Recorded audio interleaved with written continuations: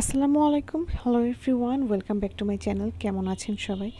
আশা করছি সবাই অনেক অনেক ভালো আছেন। আমার বাচ্চাদের দুটোরই পরীক্ষা চলছে, মানে সেকেন্ড টার্ম এক্সাম চলছে ছোটোটার, আর বড়টার ফার্স্ট ইয়ার ফাইনাল চলছে। তো যার কারণে বাসায় একেবারে ব্যস্ত একটা অবস্থা, একেবারে এলোমেলো সব কিছু। সারাদিন তারা পড়াশোনার টেবিলেই, আর ছোটোটা পড়াশোনা করতে বসলে তো মাশাল্লাহ সব কিছু এমনভাবে আওলা ঝাওলা করে বসবে যে মনে হয় যে একেবারে এসএসসি এইচএসসি এক্সাম চলছে। যাই হোক, সে এক্সামের জন্য বের হয়ে গেল। আর অন্যদিকে সে বারবার বলছিল যে আমার বার্থডে আসছে, আমার বার্থডে আসছে, মানে সে শুধু জিজ্ঞেস করছে যে কবে আমার বার্থডে, বা তোমার কি মনে আছে কালকে কী দিন, আজকে রাতে 12টার পরে কি হবে, এগুলো সে বলছিল। আর আমরা তো সবাই যাচ্ছিলাম যে জিনিসটাকে অ্যাভয়েড করতে, জেনে বুঝে না জানার না বোঝার ভান করছিলাম যেন তাকে একটুখানি ডিফারেন্টভাবে সারপ্রাইজ দেওয়া যায় বা খুশি করা যায়। অন্যদিকে তার যখন সন্ধ্যার সময় টিচার এসছে, তো সেই টিচারের কাছে পড়তে বসছে, আর আমরা এদিকে দুজন মিলে বেরিয়ে গেলাম যে একটু কিছু তো করাই লাগে। যাই হোক, অনেক দিন পর আমি আজকে বেরিয়েছি, প্রায় বলতে পারেন যে 2.5 মাস 3 মাস পর আমি বাসার থেকে বের হলাম। ইন্ডিয়া থেকে এসেছি প্রায় 1.5 মাস হয়ে গেল। তো সব কিছু মিলিয়ে আসলে ওইভাবে তো বের হওয়া হয়নি, না ঈদে বেরিয়েছি না কিছু। তো আমরা একটা কেক পছন্দ করলাম। আসলে সবথেকে বড় কথা কি, যে এত পরিমাণ দাম বেড়ে গেছে, আর আমরা আসলে এই ব্র্যান্ডের কেক ছাড়া বা এই কোম্পানি কেক ছাড়া খুব একটা খেতে পছন্দ করি না। যার কারণে মনে হলো যে খাবো যখন ছোট একটা নিলেও দেখাচ্ছে এই কোম্পানিরই নেই, কারণ আমাদের কাছে সবারই এই বেকারের কেকটা ভালো লাগে। আর আমি আপনাদেরকে একটু দেখাচ্ছিলাম যে এদের ভ্যারাইটি ছিল প্রচুর, কিন্তু এই যে আমরা 100 টাকা করে খেতাম, 80 টাকা করে খেতাম, সেইটা গেছিলো 120, তারপর 160-এ গেছে, এখন এটা একবারে 220 টাকা করে হয়ে গেছে। তো যাই হোক, তারপরেও আসলে আমরা এই কেকটা ছাড়া অন্য কোনো কেক খেতে পছন্দ করি না দেখে নিয়ে নিলাম। অন্যদিকে বারবার মনে হচ্ছিল যে মোমোর কেকই টেস্টি আর গুড, আমাদের মানে ওই কেকটাকে বেশি মিস করছিলাম। মোমো কাছে থাকলে হয়তো বা অবশ্যই সে আমাদেরকে নিজে হাতে কেকটা বানিয়ে দিত, আর আমার এতগুলো পয়সাপাতি খরচ টরচ হতো না।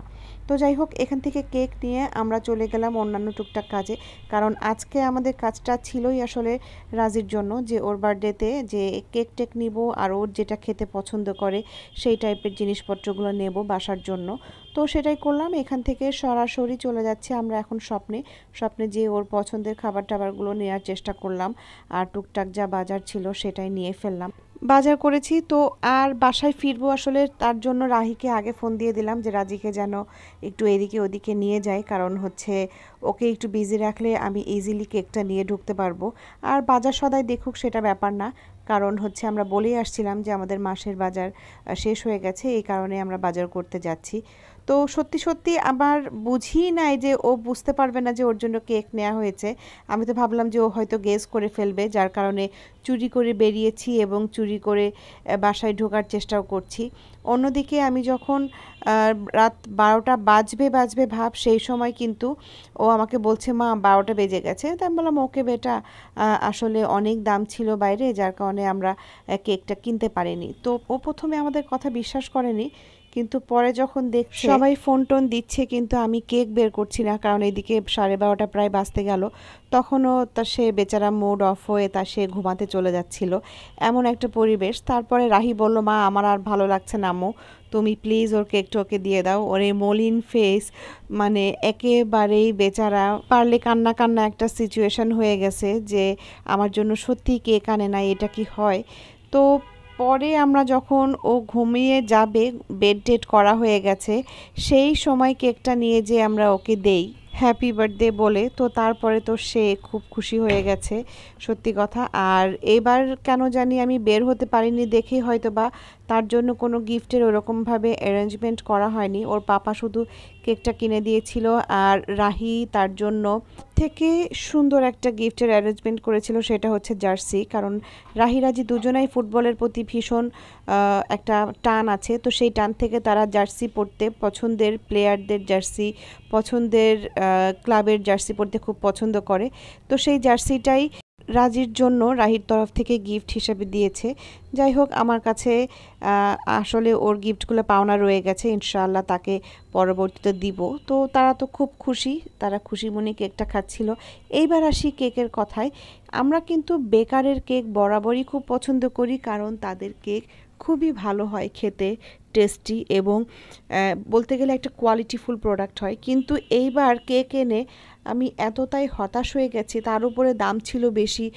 এই এতটুকু কেক অনেক দাম নিয়েছিল, আমার এত কষ্ট লেগেছে। কেকটা দেখতে অনেক বড় লাগছে, কিন্তু এদিকে তেমন কিছুই ছিল না। অনেকগুলো ক্রিম ছিল উপরে, কেকের পরিমাণ কম ছিল, আর চকলেট মানে যেটা ব্ল্যাক ফরেস্ট, হোয়াইট ফরেস্ট, সেটা মানে কেটে কেটে বা আপনার শ্রেড করে উপরে স্প্রিঙ্কেল করা ছিল। যার কারণে আমার মনটাই নষ্ট হয়ে গেছে যে আমি এত দাম দিয়ে নিয়ে আসলাম, বাট কেকটা কিন্তু ওয়ার্থ ইট হয়নি।